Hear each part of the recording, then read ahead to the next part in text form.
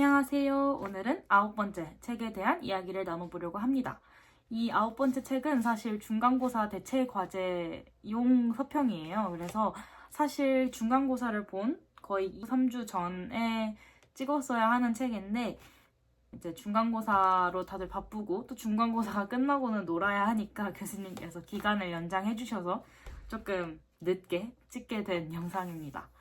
네, 제가 9번째로 읽은 책은 소크라테스 익스프레스라는 책이고요. 이 책은 철학가들의 이야기입니다. 이 부제목을 보시면 인생에서 길을 잃는 수많은 순간마다 이 철학자들의 목소리가 들려올 것이다. 그래서 총 14명의 철학가가 등장을 합니다. 소크라테스 익스프레스잖아요. 익스프레스가 열차인데 이 책이 실제로 마치 기차 여행을 떠나는 것과 같은 형식을 취하고 있어요. 그래서 여기 목차 차례를 보시면 들어가는 말이 출발이고 그 다음에 새벽, 일부 새벽에 총 5명의 철학가가 나오고 또 기차여행 중간인 정오에는 5명의 철학가가 나오고 마지막 황혼 기차여행의 마무리에는 4명의 철학가가 등장한 다음에 나오는 말을 도착이라고 표현을 하고 있습니다. 그리고 첫 번째 장에서는 마르쿠스 아울렐리우스처럼 침대에서 나오는 법, 그러니까 마치 아침을 시작할 때 침대에서 나오는 법 이런 제목을 가지고 1장을 설명을 하고 있고 마지막에 13장은 보부아르처럼 늙어가는 법이어가지고 늙어간다에 대한 철학적 이야기. 그 다음에 맨 마지막인 14장에는 몽테뉴처럼 죽는 법이라고 되어 있어서 이제 한 인생의 마무리에 대한 죽음에 대한 또 철학적 이야기를 하고 있습니다. 그래서 전체적으로 이 책이 기승전결이 조금 있어요. 그러니까 1장부터 14장까지 각각 총 다 다른 철학가들의 이야기를 하고 있거든요. 그럼에도 불구하고 컨셉이 기차여행이어서 이 첫 번째 장부터 13, 14장 마지막까지 인생의 아침부터 밤 또는 인생의 유년기부터 이제 노년기 이런 식으로 뭔가 시간의 흐름이 느껴지는 그래서 이 책을 딱 덮고 나면 제가 어떤 철학적 사상의 여행을 떠난 것 같은 느낌을 주는 그런 걸 의도했던 것 같습니다. 그리고 실제로 그런 느낌도 들었고요. 제가 이 책을 중간고사가 끝나고 혼자 제주도 여행을 다녀올 때 제주도 여행에 들고 갔던 책이었습니다. 그래서 조금 더 이 익스프레스란 이 기차여행 컨셉에 조금 더 맞게 이 책을 읽지 않았나 싶은데요. 혼자 여행을 처음 떠나봤는데 혼자 제주 여행을 가면서 비행기에서부터 버스에서 이 책을 항상 들고 다니면서 철학자들의 이야기가 이게 이제 이어지는 내용이라기보다는 사실 이렇게 철학자 14명의 각각의 이야기를 담겨 있어서 한 챕터씩 읽었던 책이에요. 그래서 조금 더 기억에 남는 것 같습니다. 여행을 떠날 때 또는 혼자서 어딘가 떠나고 싶고 도망치고 싶고 또는 사색하고 싶을 때 읽으면 좋은 책 같습니다. 철학가들의 문구들도 많이 나와서요. 뭔가 필서하시는 걸 좋아하시는 분들께도 추천드리는 책입니다. 그래서 오늘 영상은 처음부터 끝까지 제가 4명의 철학가들에 대한 내용을 빠짐없이 다루려고 합니다. 그래서 이번 제 서평은 마치 철학가들을 소개하는 시간 같은 영상이 될 것 같습니다. 그러면 제가 자세한 이야기를 들어가기 전에 1장부터 14장까지 어떤 사상가 또는 철학가들이 나오는지 먼저 브리핑 해보려고 해요. 그래서 브리핑을 하자면 일부 새벽에서 나오는 철학자들 먼저 말씀드릴게요. 첫 번째 철학가는요. 마르쿠스 아울렐리우스이고요. 그다음에 두 번째는 소크라테스, 그다음에 루소, 소로, 그다음에 쇼펜하우어가 등장을 하고요. 2부 정오에는 에피쿠로스, 7번째 시몬 베유, 8번째 간디, 9번째 공자, 10번째 세이쇼나곤이 나옵니다. 그리고 마지막 3부에서는 4명의 철학가가 등장을 하는데 니체, 에픽테토스, 보부아르, 몽테뉴가 등장을 합니다. 그래서 원하는 관심 있는 철학가들만 들어가셔서 봐도 되고 이 영상을 전체적으로 시청을 하면서 총 14가지의 철학가들의 이야기들을 들으실 수 있으면 좋겠습니다. 그래서 먼저 첫 번째 마르쿠스 아울렐리우스부터 소개를 해드리려고 해요. 이 장의 제목은 마르쿠스 아울렐리우스처럼 침대에서 나오는 법이라는 흥미로운 제목을 가지고 있는데요. 이 마르쿠스 아울렐리우스는 사실 철학가라기보다는 고대 로마의 황제였습니다. 네, 왕이었어요. 그 고대 로마의 황제이자 스토아 철학의 대표적인 사상가입니다. 그의 대표적인 저서는 명상록인데요. 그 명상록에서는 그가 특히 자기 규율, 그리고 의무에 대한 책임감을 많이 언급하고 있습니다. 그가 남긴 말을 살펴보면 아침에 일어나기 힘들 때 마르쿠스 아울렐리우스는 자신에게 이렇게 말했다. 나는 인간으로서 아침에 일어나 일해야 하는 운명을 타고났다. 나는 나의 본성을 따를 것이다. 침대는 쾌락을 위한 장소가 아니라 잠깐 머무는 쉼터일 뿐 스스로를 깨우는 질문을 던져라. 나는 무엇을 위해 존재하는가? 그리고 몸을 일으켜라. 마치 이 세상에 맡겨진 일을 사랑하는 것처럼. 그래서 그는 침대에서 일어나는 것조차 자신과의 싸움이라고 본 것입니다. 그래서 자신과 싸워야 하는 철학적 실천의 일부로 봤고 삶은 쾌락이 아니라 의미 있는 활동과 내면의 성장을 위한 시간이라는 스토아 철학의 핵심을 담고 있는 핵심을 담고 있습니다. 그래서 이처럼 마르쿠스 아울렐리우스는 단순한 황제가 아니었고 당시 자기 자신과 세계에 대한 성찰을 통해 어떻게 살아가는가를 실천으로 보여준 사람입니다. 그래서 그는 또 나는 나의 본성을 따를 것이다 라는 말을 하는데 이때 그에게 나의 본성을 따른다는 의미는 게으름이 아닙니다. 인간이 얘기하는 보통 3대 욕구라고 하는 그런 욕구가 아니라 인간으로서의 본분은 게으름이 아니라 공익과 이성에 따라 행동하는 삶이다라고 주장하고 있습니다. 네, 그래서 만약에 여러분 모두가 아침에 일어나기를 힘들어 하신다면 마르쿠스 아울렐리우스를 생각을 하시고 머릿속에서 마르쿠스 아울렐리우스를 떠올린 다음에 침대에서 일어나는 것조차 자기 규율이고 내 삶에 대한 의무감과 책임감이다 라는 생각으로 벌떡 일어나시길 바랍니다. 사실 제가 엄청 일어나는 거를 힘들어하는 사람 중에 한 명이거든요. 그러니까 완전 야행성이어가지고 아침에 침대에서 일어나는 거를 정말 힘들어하는 사람 중 한 명인데 제가 한번 열심히 실천을 해보도록 하겠습니다. 어느 정도 노력은 해보도록 하겠습니다. 그리고 다음 철학자는 소크라테스인데요. 소크라테스처럼 궁금해하는 법이라는 제목을 가지고 있습니다. 소크라테스는 이미 널리 알려있죠. 소크라테스는 고대 그리스의 대표적인 철학자로 서양 철학의 아버지라 불릴 만큼 지대한 영향을 끼친 인물입니다. 그러나 제가 이 책을 읽고 처음 알은 사실이었는데요. 단 한 권의 책도 남기지 않았다고 해요. 그래서 우리가 그 소크라테스를 아는 것은 대부분 그의 제자인 플라톤이 남긴 저수를 통해서라고 하더라고요. 참 제 지식이 많이 짧죠. 그래서 저는 소크라테스가 단 한 권의 저서도 남기지 않았다는 것을 처음 알게 되었습니다. 소크라테스의 철학은 말로 시작되고 질문으로 깊어졌습니다. 소크라테스의 탐구 방식은 단순히 지식을 전달하는 것이 아니라 상대방이 스스로 깨닫고 생각하게 하는 과정이었습니다. 이 방법은 후에 소크라테스식 문답법이라고도 불립니다. 소크라테스는 자신이 아는 것이 없음을 아는 사람이었다. 그러니까 메타인지가 굉장히 높은 사람이었던 거죠. 그는 답을 말하기보다 끊임없이 질문했다.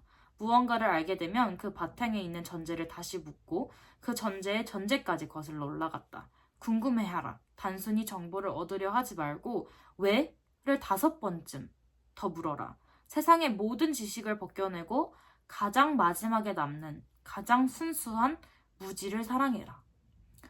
정말 대표적인 철학가의 모습 같아요. 끊임없이 질문하고 우리가 상식이라고 아니면 당연하게 여겼던 것들도 모두 왜라는 질문을 던져봄으로써 한 번 더 확인하고 한 번 더 생각하게 하는, 그럼으로써 사고력과 생각이 점점 더 깊어지는 거겠죠. 소크라테스의 질문은 상대방을 궁지에 몰아넣기 위한 것이 아니라 자기 내면을 들여다보게 하는 거울이었습니다.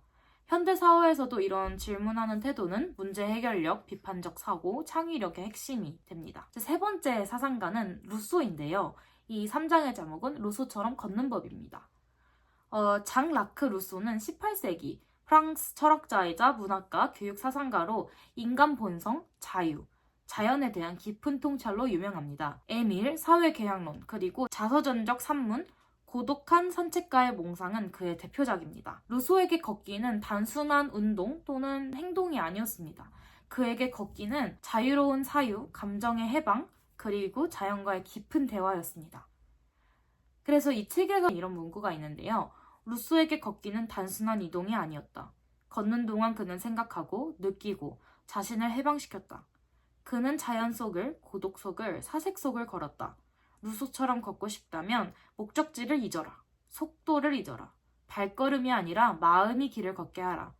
주머니에 메모지 한 장을 넣고 길가에 이름 없는 풀 한 포기에도 마음을 기울이며 걷는 것. 그것이 루소의 걷기였다. 그래서 루소처럼 걷는 것은 사실 자기 자신과 화해하는 방법, 그리고 자연과 대화하는 방식이었으며 결국 철학하는 삶의 실천이었습니다. 제가 이 책을 제주도에 혼자서 배낭여행을 갈 때 이제 들고 가면서 틈틈이 읽었던 책이라고 말씀드렸잖아요. 렌트카를 빌리지 않고 배낭여행을 가서 최대한 많이 걸었습니다. 사실 제주도는 버스도 배차 간격이 좁지 않고 해서 많이 걷게 되는데 그러면서 이제 제가 딱 이 루소처럼 걷는 법이라는 챕터를 읽었었거든요. 그때 이제 참 그 당시에 제가 느꼈던 감정은 되게 풍부함이었습니다. 뭔가 혼자서 길을 거니면서 제주도의 그 바닷바람도 맞으면서 날씨가 정말 좋았거든요. 그래서 이 책의 내용이 막 기억나면서 혼자 걷는데 너무 신이 나는 거예요. 지금 내 삶을 향유하고 있다? 내 삶을 내가 지금 어느 정도 즐기고 있다라는 좋은 기분이 막 샘솟더라고요. 그리고 내가 나중에 어떻게 살고 싶다라는 모습이 걸으면서 자연스럽게 그려지는 그런 경험을 했습니다. 그래서 당시 되게 기분이 좋게 제주도의 해안가를 막 거닐었던 생각이 이 책의 서평을, 이 책을 읽고 한 2주 뒤에 남기는데도 그때의 생각, 그때의 경험과 저의 기억이 떠올라서 되게 말하면서 행복해지더라고요. 행복해지네요. 그래서 여러분들도 도심 속에서도 골목길을 따라서 또는 산책길을 따라서 의식 있는 걸음을 잊어보기를 바랍니다. 그 속에서 잊고 있었던 자신의 모습 또는 잊고 있었던 행복감, 풍요로움, 그리고 만족감이라는 감정이 걷다 보면서 깨어날지도 모르더라고요. 이제 네 번째 사상가 소로에 대한 이야기를 해보려고 합니다. 이 네 번째 장의 제목은 소로처럼 보는 법입니다. 말 그대로 소로, 철학, 사상에 대한 이야기를 아주 짧게 하고 넘어가 보도록 하겠습니다. 이 책에서 나온 문구인데요. 헨리 데이비드 소로는 단순히 사물을 보는데 그치지 않았다. 그는 세상을 천천히, 깊게 2번, 3번씩 들여다보았다. 그는 눈으로 보는 것과 마음으로 보는 것의 차이를 알았다. 소로처럼 보고 싶으면 자연을 대상이 아닌 친구로 대하라. 강가에 앉아 돌이 흐르는 물에 깎이는 모습을 지켜보고 나뭇잎 하나가 빛을 머금는 순간을 사랑하라. 세상이 보여주는 작은 기적에 눈을 뜨는 것, 그것이 소로의 방식이다. 그러니까 단순히 보고 지나가는 것이 아니라 한 번 더 음미하고 마음으로 느껴봐라. 그게 소로가 세상을 보는 방법이었고 우리도 세상을 그렇게 본다면 그냥 단순히 많이 스쳐 지나가는 것들 중에서도 뭔가 의미를 찾을 수 있지 않을까? 이런 생각을 하게 된 장이었습니다. 바로 5장으로 넘어가 볼까요? 5장의 제목은 쇼펜하우어처럼 듣는 법입니다. 쇼펜하우어는 너무나도 유명하죠. 저는 개인적으로 쇼펜하우어를 되게 좋아하는데 그 이유가 되게 이 세상에 대해서 되게 패시미스틱 하잖아요. 너무 긍정주의적이지 않고 저는 회의주의자 사랑하나 봅니다. 인생에 대한 조금 회의주의에 관련된 말들을 많이 남긴 유명한 쇼펜하우어죠. 베스트셀러 도서에도 40에 읽는 쇼펜하우어였나? 그게 엄청 베스트셀러로, 스테디셀러로 지금 자리 잡고 있잖아요. 쇼펜하우어가 이 책에서는 어떻게 이야기가 나왔나 한번 말씀드리도록 하겠습니다. 아르투어 쇼펜하우어는요, 19세기 독일 철학자입니다. 인간의 의지와 고통에 대한 깊은 통찰로 잘 알려져 있습니다. 그는 비관적 세계관을 갖고 있고요. 그래서 저는 개인적으로 좋아합니다. 너무 세상을 긍정적으로 바라보는 것보다, 왜냐면 철학을 우리는 보통 좀 삶의 고뇌가 있을 때 또는 삶이 힘들고 지칠 때 찾아보게 되잖아요. 너무 삶이 기쁘면, 사실 너무 기쁘고 만족스러우면 사실 막 책을 읽고 싶지 않은 것 같습니다. 전 개인적으로는. 오히려 삶이 너무 힘들고 뭔가 방법을 찾고 싶고 돌파구를 찾고 싶을 때 특히나 또 철학 저서들을 찾게 되는데 그때 가장 우리에게 딱 맞는 철학자가 아닐까 싶어요. 쇼펜하우어가 비관적 세계관을 갖고 있기 때문에. 근데 그는 단순히 비관적 세계관만 갖고 있었던 게 아니라 동시에 예술과 음악, 특히 청각을 통한 세계의 경험, 세계의 체험에 특별한 가치를 부여한 사람입니다. 그에게 듣는다는 것은 감각적 정보를 단순히 받아들이는 것이 아니라 존재의 울림에 귀를 기울이는 행위였던 거죠. 그래서 이 책에 나오는 문구 중엔 이런 문구가 있습니다. 쇼펜하우어는 귀로 듣지 않고 영혼으로 들었다. 그는 소리를 분석하거나 판단하려 하지 않았다. 대신 모든 소리, 심지어 침묵마저도 그 자체로 받아들였다. 사람들의 말에도, 음악에도, 심지어 고요 속에서도 존재하는 흐름을 들었다. 쇼펜하우어처럼 듣고 싶다면 듣는 동안 자신을 비워라. 상대를 설득하거나 논박하려는 마음을 버리고 오로지 존재하는 그대로 귀를 기울여라. 그리하여 들려오는 세계의 고독과 아름다움을 온전히 받아들여라. 그래서 사실 책에서 나오는 쇼펜하우어는 그렇게 비관적인 사람으로 나오지 않습니다. 인간의 고통이나 그런 외로움 등에 초점을 맞추지 않고 있고 사실 쇼펜하우어가 어떻게 이 존재의 울림에 귀를 기울인 사상가인지에 대한 따뜻한 이야기를 하는 책이었고요. 이렇게 해서 이 책의 첫 번째 장, 새벽이 끝을 났습니다.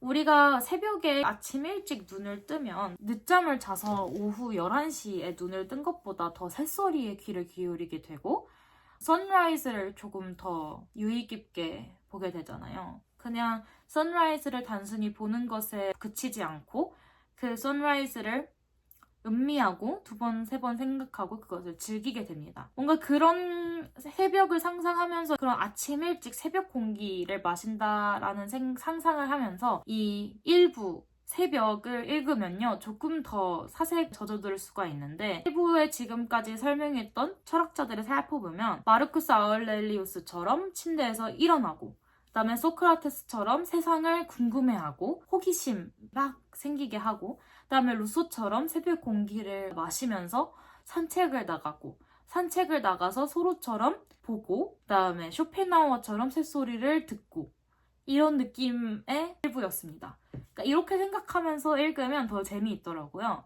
그리고 이제 2부 정오로 넘어가도록 하겠습니다.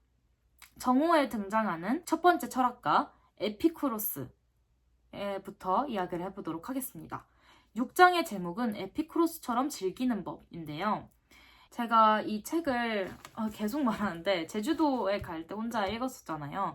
제가 제주도로 혼자 여행을 가고 싶었던 이유가 뭔가 시험 기간 때문에 지치기도 했고 제가 지금 배우고 있는 전공이 나와 정말 맞는 공부일까? 이런 생각도 들면서 되게 심적으로 조금 지치던 시기였어요. 그러니까 내가 이 대학을 졸업하고 나서 뭘 하고 살아야 재밌을까? 단순히 대기업을 들어가고 안정적인 직장을 얻고 이런 것은 제가 원하는 삶의 모습이 아니더라고요. 아직 제가 어려서 아직 그런 대기업이나 이런 것의 장점을 간과하고 있는 걸 수도 있는데 저는 정말 이런 생각을 아직 너무 많이 하게 되는 것 같아요. 어떻게 하면 내가 나중에 행복하게 살 수 있을까? 아니면은 무엇이 나를 즐겁게 만들지? 내 취미는 뭐지? 내가 어떤 걸 할 때 재밌지? 그다음에 내가 지금 이 삶에 만족할 수 있을까? 이런 생각을 되게 많이 했는데요. 많이 하고 있고 이 질문에 아주 오래전 고대 그리스에서부터 명확하고도 단순한 답을 내린 철학자가 바로 에피쿠로스입니다. 에피쿠로스는 기원전 41년에 태어나 당시 아테네에서 정원학파라는 이름의 철학학교를 운영했습니다. 이곳은 남녀노소, 신분에 관계없이 누구나 자유롭게 철학을 배우고 우정을 나누던 곳이었습니다. 그러나 이 정원학파는 사치나 명예보다는 평온한 마음과 소박한 즐거움을 최고의 행복으로 보았습니다. 우리가 흔히 생각하는 쾌락은요, 향락적이고 감각적인 것을 따릅니다. 예를 들면 쾌락이라고 하면 폭식 또는 성욕 이런 것들을 쾌락이라고 이야기를 대부분 미디어에서는 하고 있죠. 하지만 에피쿠로스가 말하는 쾌락은 조금 다른 쾌락이었습니다.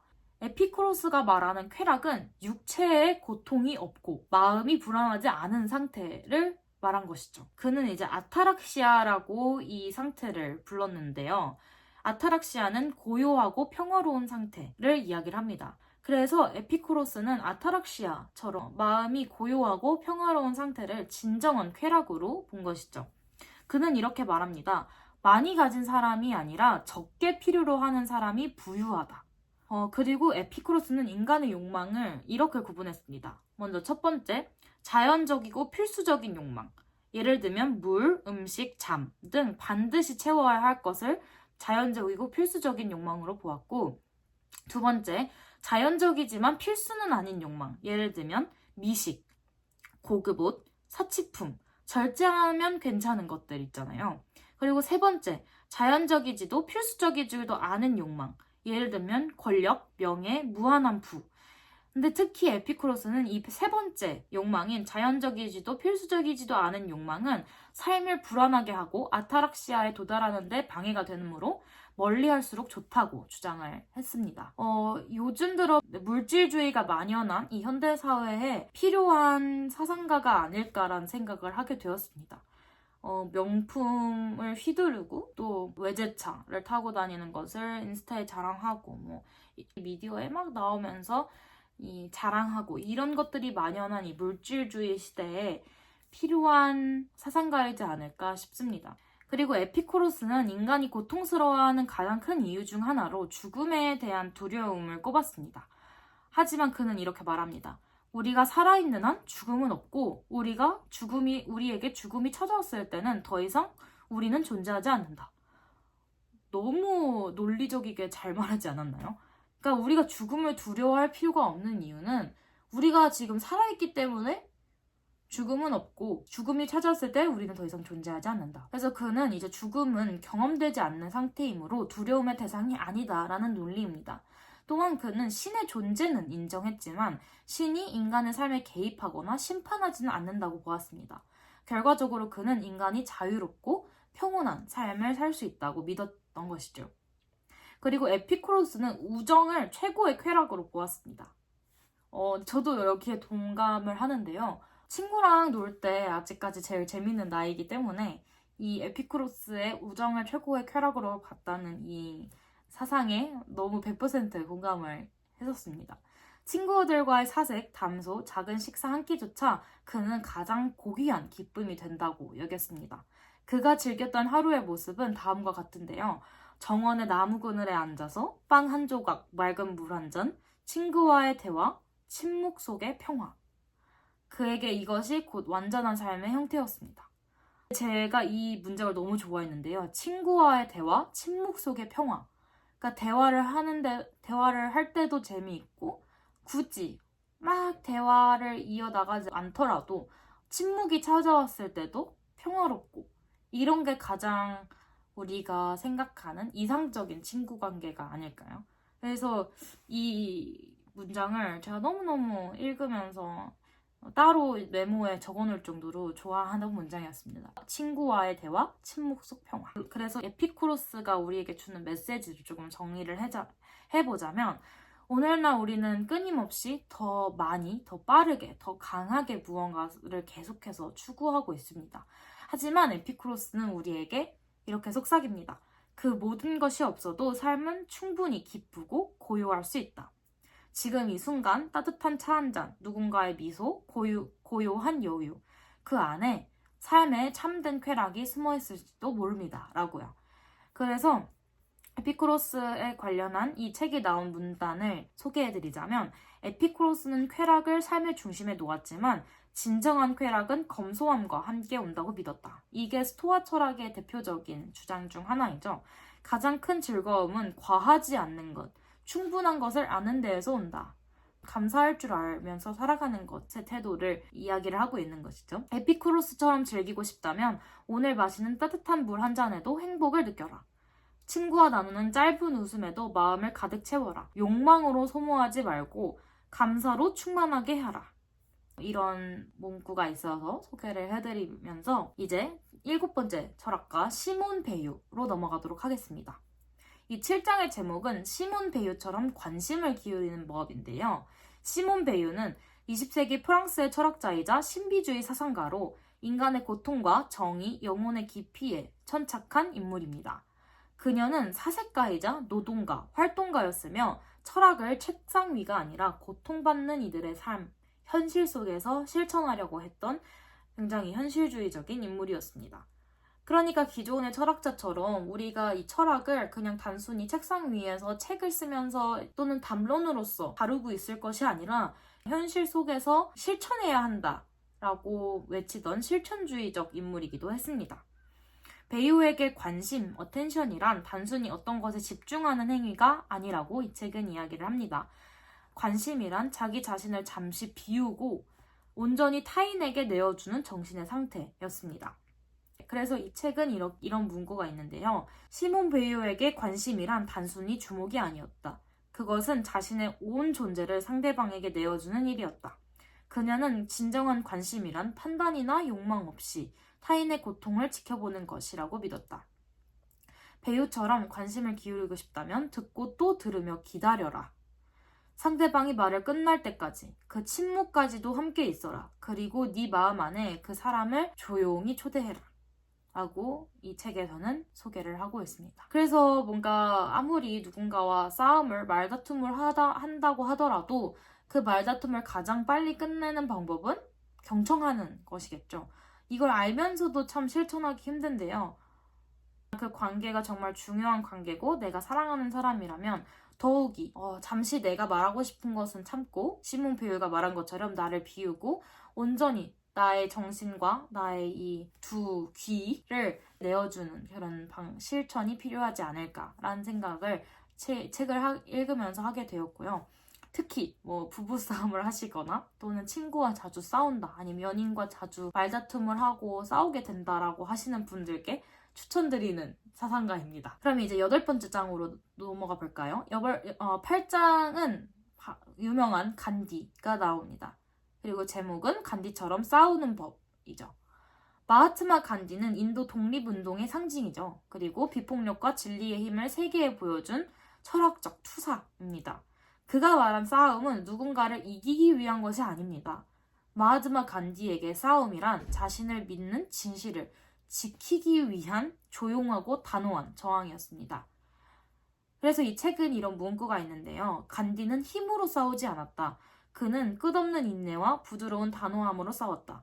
그에게 싸움이란 상대를 굴복시키는 것이 아니라 진실을 끝까지 붙드는 일이었다. 간디처럼 싸우고 싶다면 분노에 휩쓸리지 말고 매 순간 자신이 지키고자 하는 가치를 기억해라. 세상의 거친 물살 속에서도 부드럽고 단단한 바위처럼 남아있으라. 그래서 이 간디를 이야기함에 있어서 빠질 수 없는 단어 중에 하나가 샤타그라하라는 인도어인데요. 이 샤타그라하는 인도어로는 진실입니다. 진실을 또는 진실을 끝까지 붙드는 용기라는 의미도 함축하고 있다고 해요.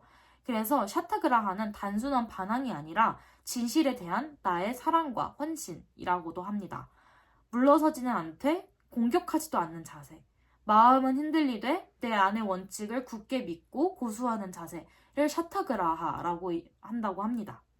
그래서 되게 좋은 글귀죠. 뭔가 레터링 타투 이런 걸 좋아하시는 분들이라면 샤타그라하 이런 거를 새기면 어떨까라는 생각을 했습니다. 그다음에 간디는 끊임없는 침묵과 단식, 행진을 통해 자기의 내면을 단련하고 세상의 부정의에 대응을 했습니다. 하루아침에 변화는 오지 않기에 그에게 지치지 않는 끈기가 가장 큰 힘이 됐던 것이죠. 그리고 그가 남긴 메시지는 바로 내가 싸우는 이유를 잊지 말 것이 아닐까라는 생각을 했습니다. 내가 지금 이 고생을 또는 이 싸움을 무엇을 위해 하고 있는가?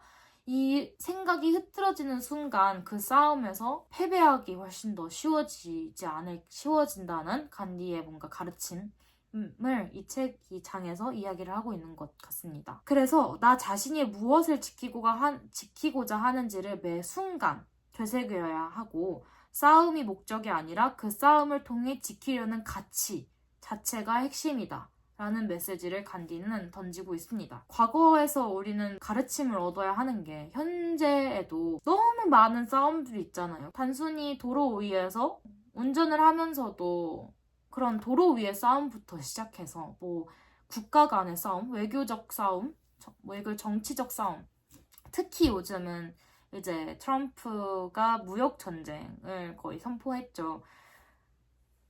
그러나 이제 트럼프에게는 뭔가 그 싸움을 통해 지키려는 명확한 정치적 가치가 있을 수 있는지는 모르겠습니다만, 최근에는 요즘 현실 세계를 지켜보자면 모두가 싸움을 통해 지키려는 진정한 가치를 잊어버리고 단순히 그냥 내 이익을 위해 어떤 가치가 희생되는지는 자각을 하지 못하고 내가 싸우는 것 자체가 목적이 된 상황들이 너무나도 많은 것 같습니다. 정치적 싸움이라든지 아니면은 기업 간의 싸움이라든지 그 싸움을 통해 지키려는 가치가 무엇인지 또는 내가 지금 이 싸움을 통해서 내가 금전적 이득을 본다고 하더라도 내가 잃고 있는 더 큰 가치는 무엇인지에 대한 생각을 끊임없이 하면서 살아가야지 되지 않을까라는 생각을 이 장을 읽으면서 하게 되었습니다. 그래서 그가 가장 핵심적으로 외치는 가치는 바로 평화, 그리고 자유, 존엄이었고요. 그가 던지는 메시지는 평화, 자유, 존엄 이 세 가지의 가치를 잊지 않으면 흔들릴 이유도 사라진다 라고 전하고 있었습니다. 그래서 마하트마 간디는 부드럽고 단단한 저항을 통해서 무력 없이도 사상자 없이도 한 나라를 해방시켰고 더 나아가 세계의 평화적 저항의 길을 열었습니다. 하지만 최근 들어서 점점 이 마하트마 간디의 비폭력 운동의 정신이 잊혀지고 있지는 않은가라는 생각을 하게 되었습니다. 이런 비폭력 저항의 정신이 더 널리 퍼지면 좋겠다라는 생각을 하게 되었고요.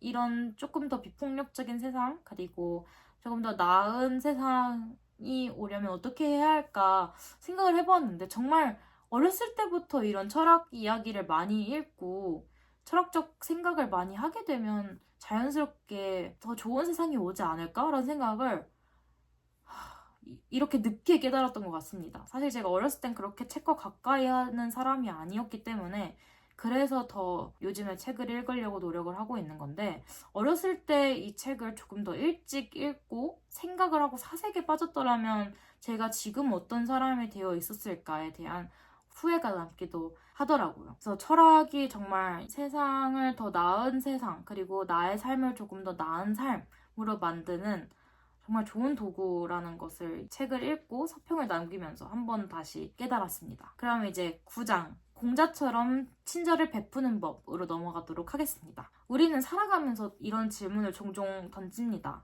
어떻게 해야 바르게 살아갈 수 있을까? 그리고 진짜 사람답다.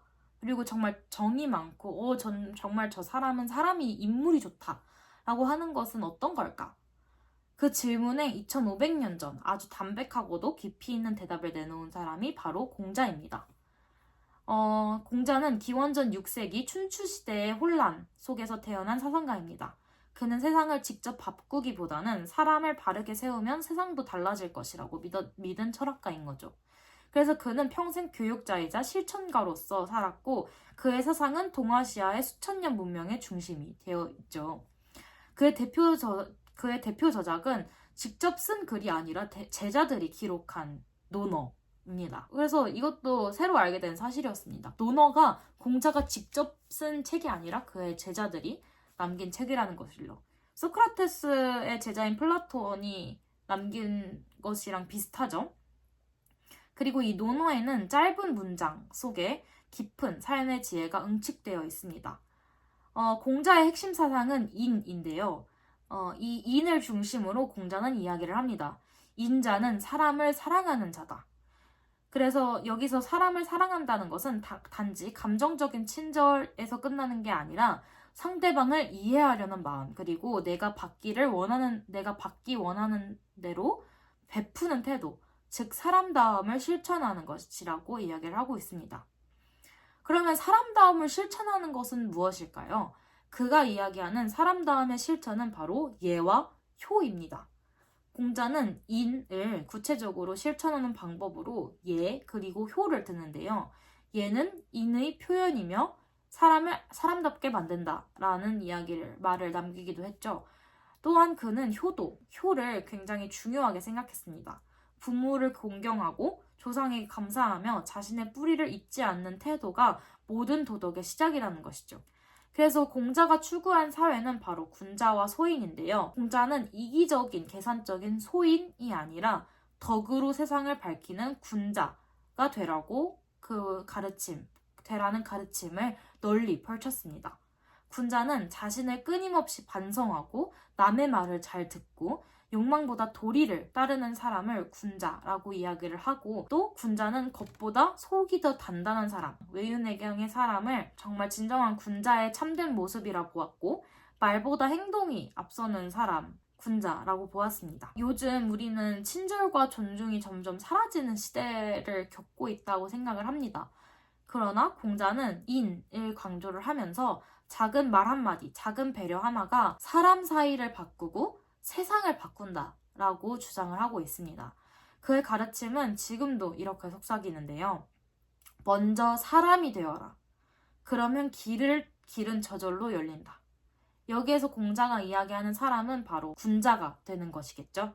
그래서 공자의 철학은 사유의 철학이자 생활의 철학입니다. 우리는 거창한 윤리를 실천할 필요가 없고 그냥 공자가 이야기하는 것처럼 오늘 하루 내 옆에 있는 한 사람을 따뜻하게 대하는 것, 정말 그 사람에게 내가 treated 되고 싶은 대로 대하는 것, 그것이 바로 인의 시작이라는 가르침을 이 책에서도 이야기를 하고 있습니다. 그래서 장의 마무리는 이 책에서 나온 문구로 마무리를 해보려고 합니다. 공자는 친절을 단순한 예의가 아니라 인간됨의 근본이라 여겼다. 그는 상대가 원하는 것을 먼저 헤아리는 것이 진짜 친절이라고 했다. 공자처럼 친절을 베풀고 싶다면 거창한 선행이 아니라 오늘 네 앞에 있는 사람 하나를 살펴라. 작은 배려, 조용한 인정, 눈에 띄지 않는 도움 속에 진정한 인이 깃든다. 정말 많은 시간을 보냈는데요.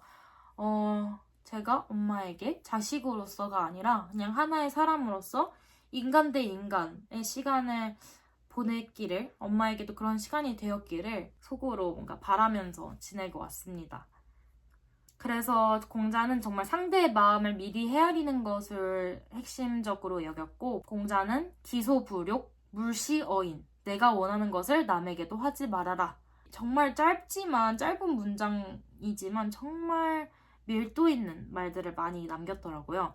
그래서 진짜 친절은 내가 하고 싶은 대로 하는 것이 아니라 상대가 필요하는 것을 먼저 알아보는 능력이다 라는 말을 남겼습니다. 그럼 이제 10번째 장으로 넘어가 보도록 하겠습니다. 10장은 세이쇼나곤처럼 작은 것에 감사하는 법인데요.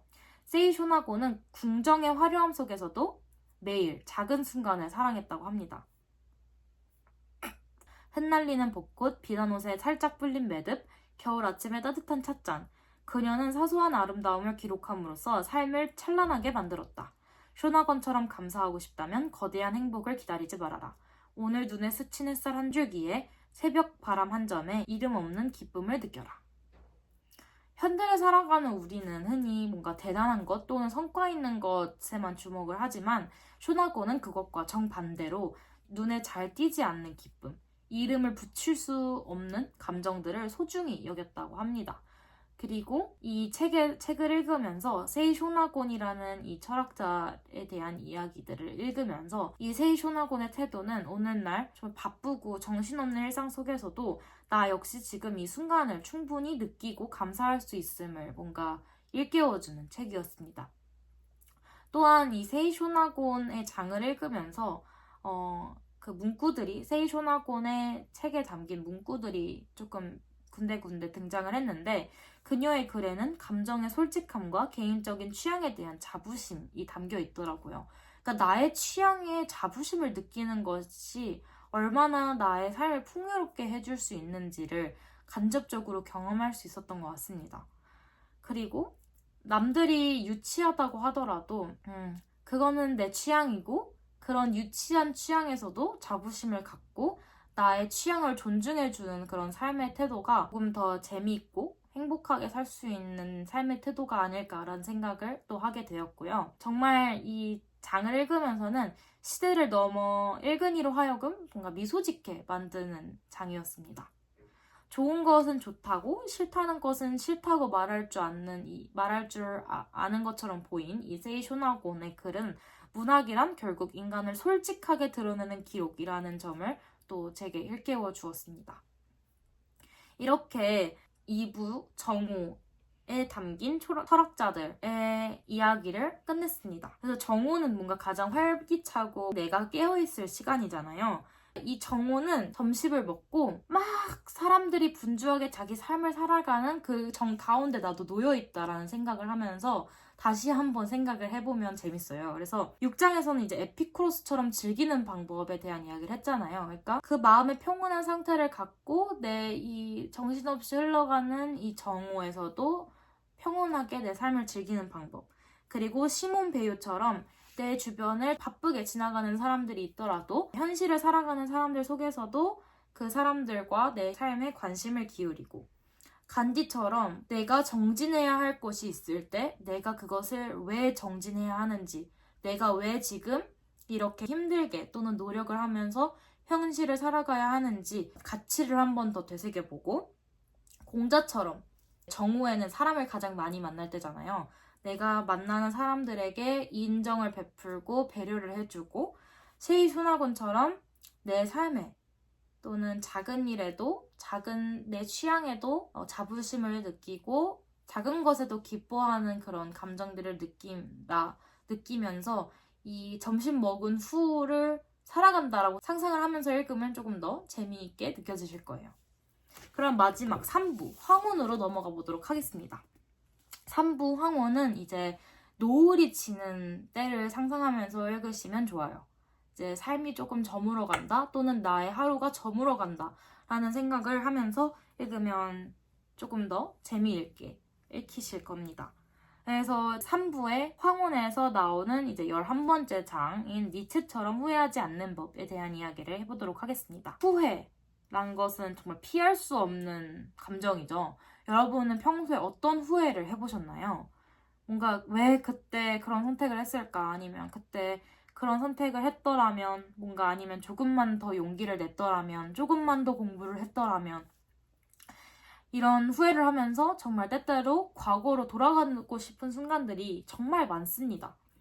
그런데 만약 그 과거를 되풀이할 수 없다면, 더 나아가 그 순간이 영원히 반복된다면, 이 질문을 철학의 중심에 놓은 철학자가 바로 니체입니다. 니체는 누구인가에 대한 이야기부터 해보자면요. 니체는 19세기 독일의 철학자로 기존의 도덕, 종교, 가치체계에 의문을 던지며 삶 그 자체를 긍정하려는 철학을 펼쳤습니다. 그는 신이 죽은 세계에 어떻게 살아야 하는지, 진정한 삶의 의미는 무엇인지 묻습니다. 그의 글은 문학적이며 고통스럽고 동시에 강력한 생명력을 지니고 있었습니다. 이 신이 죽은 세계라는 것이 뭐냐면, 그 전까지는 이제 종교가 거의 이 인간의 삶의 의미였다면, 신이 나에게 이런 삶을 주었으니 또는 신이 나를 바라보고 있으니 이런 식으로 사람들이 생각을 하기 시작했단 말이에요. 그런데 이 니체가 살던 시기는 신이 죽은 시대, 그러니까 이 종교적 가치관이 무너지던 시기였습니다. 그래서 이 나의 삶의 중심에 신이 없어졌잖아요. 그러면 나는 이제 무엇을 위해 살아야 하는가? 진정한 삶의 의미는 무엇인가? 더 나은 천국에 도달하기 위한 것이 나의 삶의 의미가 아니라면, 그럼 과연 진정한 삶의 의미는 무엇인가에 대한 이야기를 했던 철학가였습니다. 그리고 니체는 이런 지스트 안에서 영혼회귀라는 개념을 제시를 하는데요. 영혼회귀는 단순한 이론이 아니라 우리의 삶을 철저하게 흔들어 깨우는 실존적 질문입니다. 만약 당신의 인생이 지금 이 순간부터 똑같이 영원히 반복된다면 당신은 그것을 긍정할 수가 있는가? 이 질문은 단순히 두려움을 주기 위해서 니체가 던진 질문이 아니었고요. 그만큼 매 순간을 진심으로 너가 살아가고 있느냐 물어보기 위한 질문이었습니다. 오늘 내가 하는 선택이 영원히 되풀이된다면 나는 그것을 사랑할 수 있는가? 이런 질문은 우리를 철저히 현재로 이끌면서 나중에가 아닌 바로 지금 이 순간을 선택할 용기를 한 번 더 일깨워주죠. 그래서 이 지금 이 순간 후회 없는 선택을 정말 신중하게 할 용기, 그런 신중하게 하려는 삶의 자세, 이런 것들 모두가 니체가 말하는 후회 없는 삶의 시작이라는 것입니다. 그래서 제가 이 책에서 나온 좋아하는 또 문장 중 하나가, 단어 중 하나가 아모르 파티인데요. 유명하죠. 이 아모르 파티는 고통까지도 사랑하라 라는 뜻을 가지고 있습니다. 니체는 삶의 모든 순간을 긍정하라고 합니다. 기쁜 일뿐만 아니라 고통과 실수, 실패조차도 운명처럼 사랑하라. 그게 여기서 나온 게 바로 아모르 파티입니다. 그는 말합니다. 나는 내가 지나온 삶을 다시 살고 싶다. 심지어 그 고통스러운 순간조차도 다시. 근데 저는 못 살 것 같아요. 그 고통스러운 순간을. 근데 니체는 정말 대단한 사람인 거죠.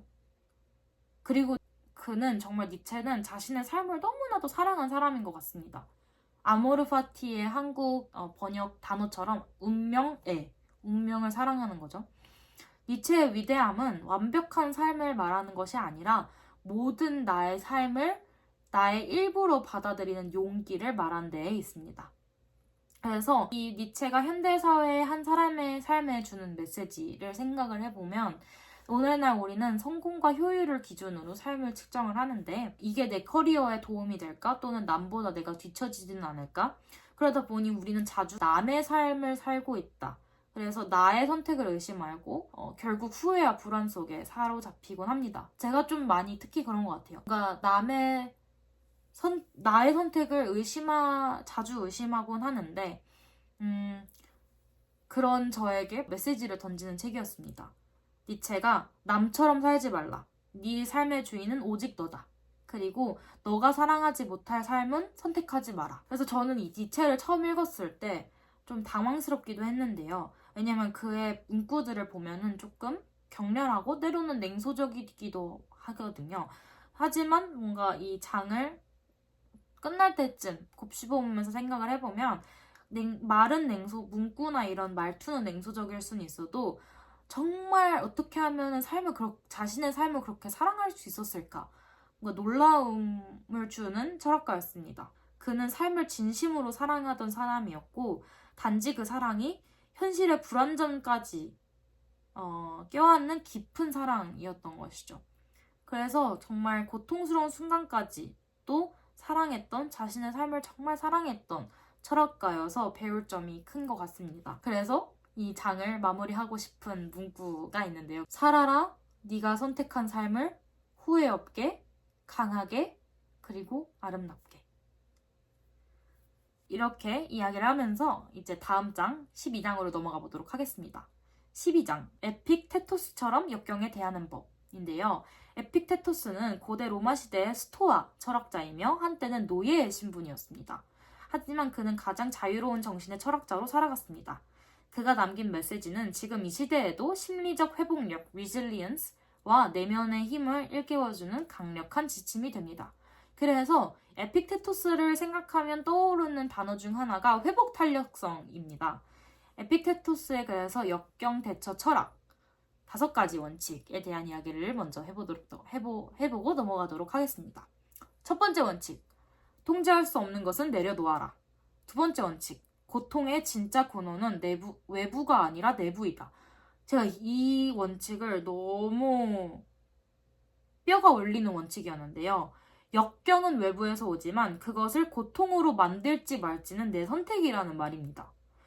그러니까 나는 그 일 때문에 고통받는 게 아니라 그 일에 대해 내가 어떻게 생각하는지가 고통을 만든다라고 이야기를 하고 있어요. 정말 울림을 주는 원칙이었습니다. 그래서 아무리 힘든 일이 있어도 내가 그것을 어떻게 생각하고 내가 그것을 어떻게 여기는지에 따라 아무리 큰 힘듦이어도 그게 고통스럽지 않을 수 있다. 그러니까 고통으로 만들지 말지는 나의 선택이다 라는 말이 굉장히 큰 울림을 주었던 것 같습니다. 그리고 세 번째 원칙, 자신의 반응을 먼저 다스려라. 네 번째 원칙, 내면의 자아를 단단히 세워라. 다섯 번째 원칙, 나는 등대처럼 존재할 것이다. 이 5번째 말이 얼마나 에픽테토스가 단단한 사람이었는지를 이야기를 해주는 것 같아요. 나는 등대처럼 존재할 것이다. 또는 나는 굳센 소나무처럼 존재할 것이다. 이런 말을 내뱉는 그 행위 자체로 저를 조금 더 단단하게 해주는 것 같아요. 그래서 책에서는 이런 문구가 나옵니다. 에픽테토스는 노예였고 철학자였다. 그는 통제할 수 없는 것을 놓아버리고 통제할 수 있는 것에 집중하라고 가르쳤다. 역경은 외부에 있지만 고통은 마음에서 온다.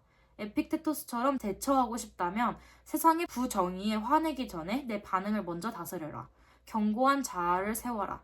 폭풍이 불어도 흔들리지 않는 작은 등대처럼 이라는 이야기를 하고 있죠.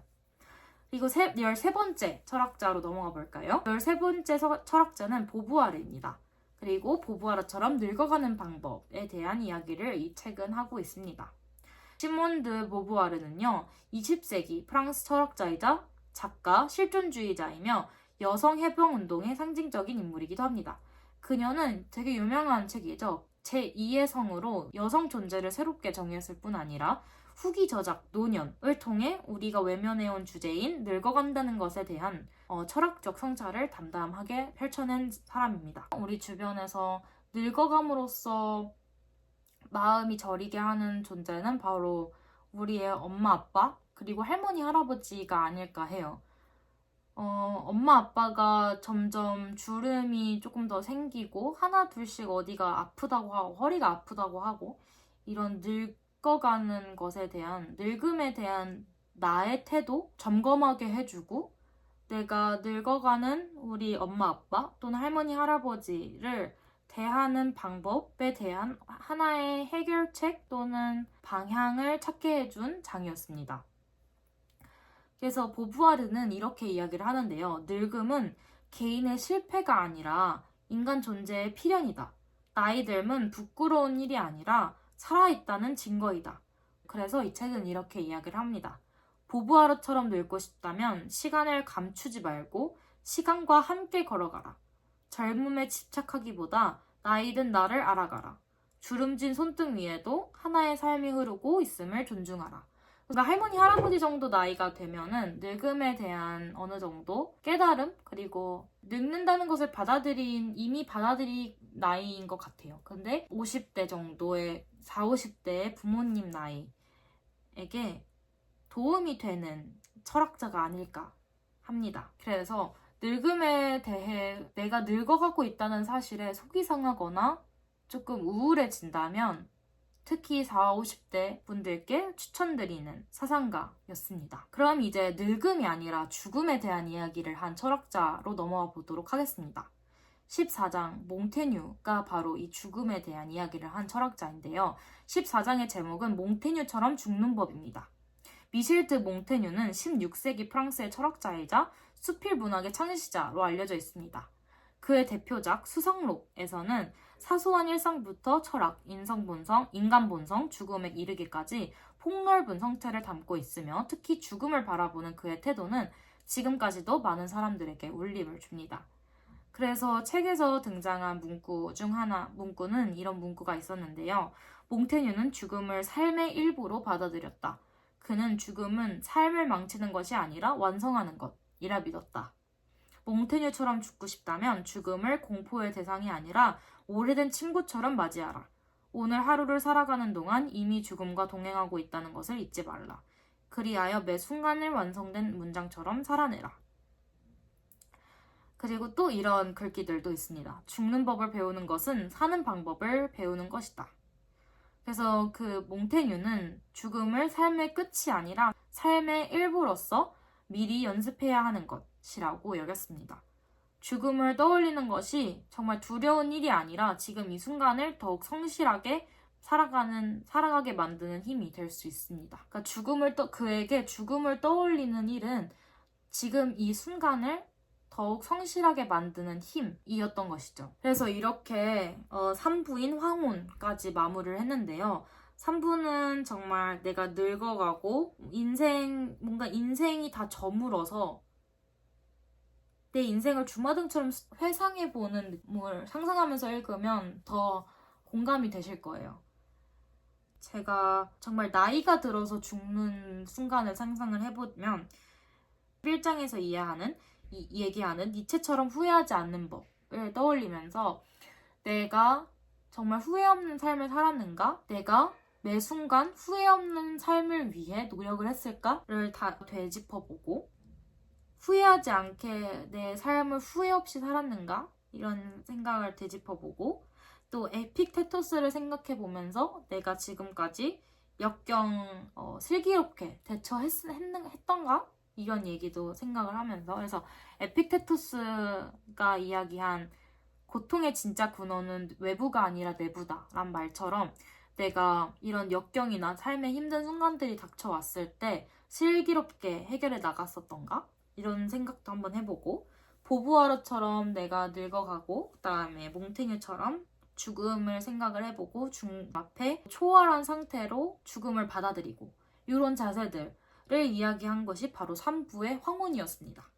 그래서 3부 황혼은 특히 제 엄마 아빠한테 추천하고 싶은 장이었더라고요. 뭔가 엄마 아빠나 아니면 한 50대에서 70대 정도 사이의 분들이 삶에 조금 되돌아보면서 또는 남은 삶을 어떻게 하면 잘 살아갈지 이런 고민을 하신다면 네, 추천드리고 싶은 장들이었습니다.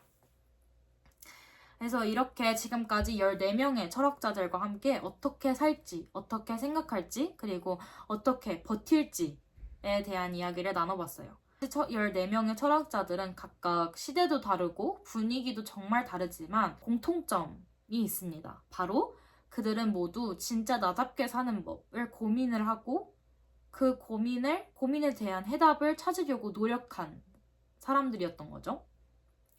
공자처럼 작은 배려로 분위기를 바꾸는 사람이 내가 살아가고 싶은 인간의 모습이다 라고 생각을 할 수도 있고 니체를 생각하면서 후회 없는 삶을 위한 매 순간을 진심으로 살고 싶은 태도를 뭔가 떠올릴 수도 있고 에픽테토스를 떠올리면서 흔들리지 않는 멘탈의 정석을 배울 수도 있고 내가 바꿀 수 없는 건 내려놓고 내 반응에만 집중하는 그의 방식을 차용해와서 나에게 적용하면서 살아보려고 할 수도 있고 제가 이 책을 덮고 영상을 준비하면서 느꼈던 건 바로 이 모든 철학자들이 이야기하고 싶던 건 바로 한 가지였던 겁니다. 나답게 지금 여기서 살아가라. 뭔가 누가 뭐라 해도 완벽하지 않아도 흔들려도 괜찮으니까 내가 선택한 삶을 사랑할 수 있으면 되는 것이다. 그러니 이 많은 철학자, 이 14명의 철학자뿐만 아니라 더 많은 철학자들이 있잖아요. 그러면서 그런 다양한 철학자들을 접해보면서 여러분이 내가 원하는 철학자들처럼 살아보고 생각해보고 걸어보고 감탄해보면서 내가 닮고 싶은 철학자들을 내 속에서 키워보는 것. 그러니까 그런 의도를 이 책은 담고 있었던 것 같습니다. 그래서 그게 우리에게 철학이 주는 메시지. 내가 조금 더 잘 살아갈 수 있도록 철학은 항상 도와주고 있는 것 같습니다. 그래서 그게 철학이라는 한 분야가 그리고 조금 더 국소적으로는 이 책이 저에게 던지는 메시지였던 것 같습니다. 그러면 이번 영상은 여기에서 마무리하도록 하겠습니다. 감사합니다.